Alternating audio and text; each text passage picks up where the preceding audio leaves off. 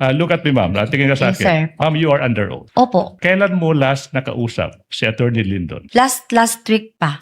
Repeat, I'm Your just Honor. repeating this series of questions that were propounded to you by the defense. Uulitin ko. I will indulge. Ma'am, sinabi niyo kanina, si Colonel La Chica yung nag-i-implement ng confidential activities kasi siya yung may access to security information. Yun, napakaklaro niyan, ma'am, ha?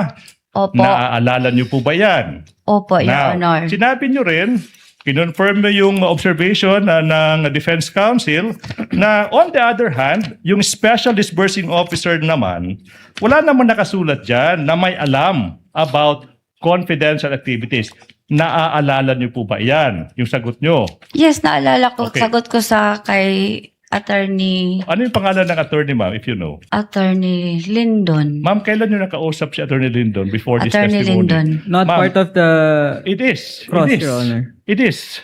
Ma'am, kailan niyo last Counsel nakausap? may impeach the witness. She has been declared a hostile witness. Ma'am, look at me, ma'am. Tingin ka sa Yes, akin. sir. Ma'am, you are under oath. Opo. Yes, ma'am. Kailan mo last nakausap si Attorney Lyndon? Last week. Last week pa. Last week or last week? Last week. Kasi last week, umuwi ako ng Davao to visit my husband. And then, so doon mo nakita sa Attorney Lyndon? No. Last week. Last week pa. Ano Before I pag-usapan niyo, go. ma'am?